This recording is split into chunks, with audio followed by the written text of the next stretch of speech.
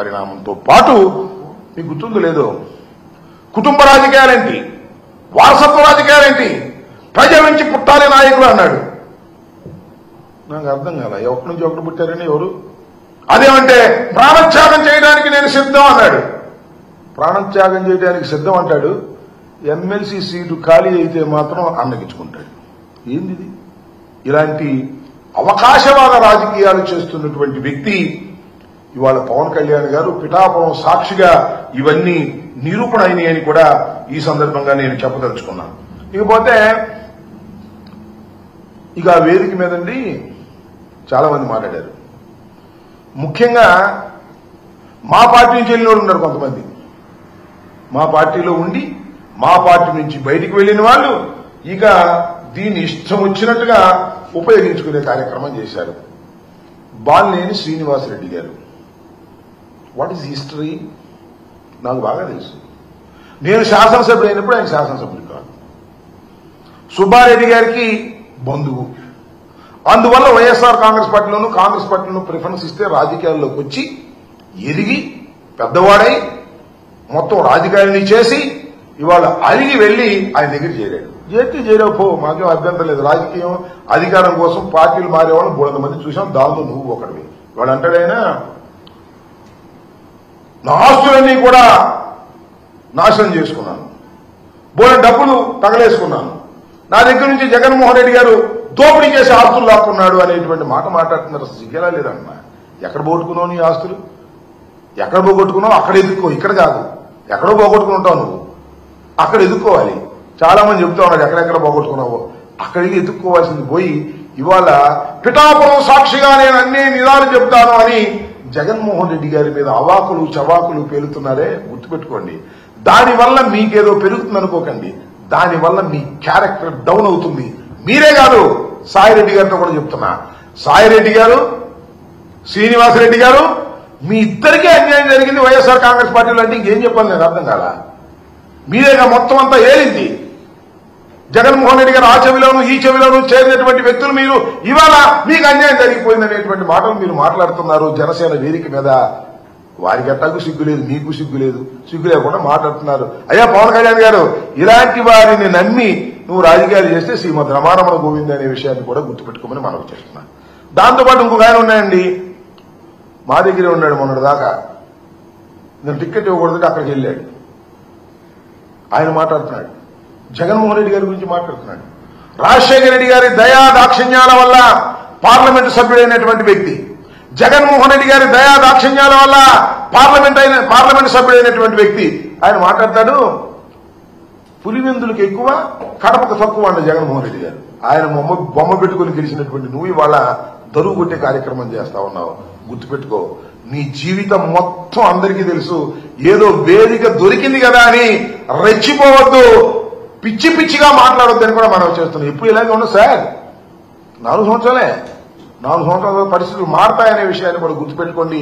ఇష్టం వచ్చినట్టు మాట్లాడి ఇక్కడేమో దరువు కొట్టడం, అక్కడికి వెళ్ళి ఎర్ర కన్నవా వేసుకొని ఇష్టం వచ్చినట్టు పవన్ కళ్యాణ్ గారి దగ్గర మాట్లాడేటటువంటి దుర్మార్గమైన రాజకీయాలు దయచేసి చేయొద్దు.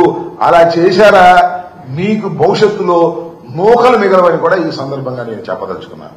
ఈ పోతే ఇంకొక ఆయన ఉన్నాడు, కొత్తగా అయ్యాడు ఎమ్మెల్సీగా, నాగబాబు గారు. ఆయన జగన్మోహన్ రెడ్డి గారి గురించి మాట్లాడుతున్నాడు. జగన్మోహన్ రెడ్డి గారు కామెడియన్ అంట. మరి ఈయనేంటో నాకు అర్థం కాల. అయ్యా నువ్వు, మీ అన్న, మీ తమ్ముడు ముగ్గురు రాజకీయాల్లోకి వచ్చారు. మీ అన్న అట్ట చేసి కాంగ్రెస్ చేరి కేంద్ర మంత్రి అయ్యాడు. నువ్వేమో మీ అన్న, మీ తమ్ముడు పవన్ కళ్యాణ్ గారు 16 సంవత్సరాలైంది శాసనసభకు రావడానికి టైం పట్టింది. అది కూడా ఏంటి, చంద్రబాబు నాయుడు గారు సంకెక్కితే అయ్యారు మీరు. ఆ తర్వాత మీకు ఒక ఎమ్మెల్సీ వచ్చింది, ఓకే బాగా ఉంది. జగన్మోహన్ రెడ్డి గారితో పోలుస్తారంటే, జగన్మోహన్ రెడ్డి గారు వీరోచితంగా పోరాడినటువంటి వ్యక్తి, జగన్మోహన్ రెడ్డి గారు ఢిల్లీ కోటని పగలగొట్టినటువంటి వ్యక్తి, పార్టీ పెట్టిన 10 సంవత్సరాలకే శాసనసభ్యుడిగా ముఖ్యమంత్రిగా అయి ఈ రాష్ట్రాన్ని 5 సంవత్సరాలు పరిపాలించినటువంటి వ్యక్తి. ఆయన తండ్రికి గాని ఆయనకు గాని భగవంతుడి దయ వల్ల, ప్రజల ఆశీస్సుల వల్ల ఓటమి ఎరుగని ధీరులని మనం చేస్తున్నాం. వాళ్ళతో పోల్చుకుంటారండి మీరు, నాకు అర్థం కాల. మీరేదో ఇంకో మాట అన్నాడండి ఎవరు ఒక ఆయన, జగన్మోహన్ రెడ్డి గారంట రాజశేఖర రెడ్డి గారు కొడుకు కాకపోతే ఏమయ్యేవాడు, ముఖ్యమంత్రి అయ్యేవాడు అంటున్నాడు. నాకు తెలియగలుగుతానండి, చిరంజీవి గారు తమ్ముడు కాబట్టి మీరేంటి మీ పరిస్థితి? చిరంజీవి గారు మంచి సూపర్ హీరో అయ్యి, అది కూడా అల్లు రామలింగయ్య గారితో బియ్యం పొందిన తరువాత మంచి నటుడుగా పేరు ప్రఖ్యాతులు చేర్చుకున్నాడు. ఆ తర్వాత మీరిద్దరు కూడా ఆయన పేరు పట్టుకుని ముందుకెళ్లారు. మీరు ఇలాంటి మాట్లాడతారని నాకు అర్థం కాలేదు. రాజశేఖర రెడ్డి గారు కానీ, జగన్మోహన్ రెడ్డి గారు కానీ అత్యంత ప్రజాదరణ కలిగినటువంటి నాయకులు. అత్యంత ప్రజాదరణ ఎలా వచ్చింది?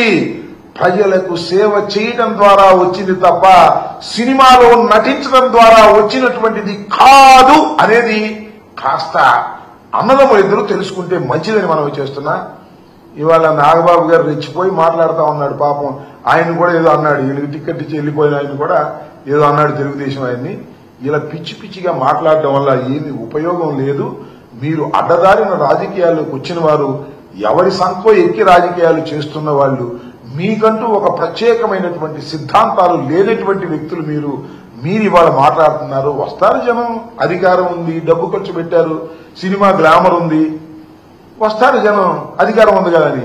ఈ వచ్చిన వాళ్ళందరూ గొప్పవాళ్ళని లేదా మీకే పెద్ద ప్రజాబలం ఉందని పప్పులో కాలేయొద్దు. దక్షిణాదికి వెళ్తానంట, మన ఉత్తరాదికి వెళ్తానంట, అందరూ ఫోటోలు దిగుతున్నారంట పవన్ కళ్యాణ్ గారి గురించి.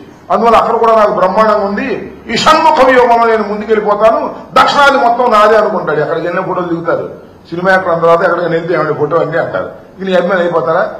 నీ రాజకీయాలు ఫాలో అయిపోతారా? గుర్తుపెట్టుకోమని మనం చేస్తున్నా.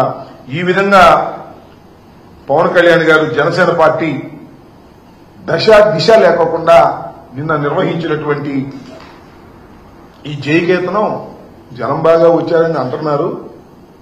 చివరిలో పవన్ కళ్యాణ్ గారు మాట్లాడేటప్పుడు వెళ్ళిపోయారని కూడా అంటారు. ఇసుగు పుట్టేది ఏమి లేదు, ఇసుగు పుట్టి వెళ్ళిపోయారు. కాబట్టి మీరు ఏదైతే చెప్పాలని ప్రజలకు అనుకున్నారో అది చెప్పలేకపోయారు. కారణం ఏంటంటే మీ దగ్గర సరుకు లేదు. కేవలం చంద్రబాబు నాయుడు గారికి భజన చేసేటటువంటి కార్యక్రమం, చంద్రబాబు నాయుడు గారి భజన బృందంగానే మీరు తయారయ్యేది నిజమైనటువంటిది. దాన్ని ప్రజలు గమనిస్తున్నారు. ఇవాళ కాబట్టి రేపు గమనిస్తారు. కాపులు కూడా గమనిస్తారు. అయ్యా కాపులందరూ అనుకుంటున్నారు ఎవరో మా కులంలో ముఖ్యమంత్రి అయితే బాగుంది అనుకుంటున్నారు. అదేదో పవన్ కళ్యాణ్ గారి ద్వారా అవుతుందేమో అనుకుంటున్నారు. పవన్ కళ్యాణ్ గారి ద్వారా అయ్యేటటువంటి శక్తి పవన్ కళ్యాణ్ గారికి లేదు అనే విషయాన్ని మీరు నిదానంగా తెలుసుకుంటారు. సినిమా క్లైమాక్స్ లో తెలిసింది ఆయన పనిచేయడానికి రాలేదు. కేవలం చంద్రబాబు నాయుడు గారికి ఊడిగం చేయడానికి, కాపులందరినీ కట్టగట్టుకుని తీసుకువెళ్లి చంద్రబాబు నాయుడు గారికి అప్పజెప్పడానికి మాత్రమే ఆయన రాజకీయ పార్టీ పెట్టి నడుపుతున్నారనే విషయాన్ని ముఖ్యంగా పిఠాపురం తాలూకా ప్రజలు నేర్చుకోవాలి, తెలుసుకోవాలని ఈ సందర్భంగా నేను చెప్పదలుచుకున్నాను.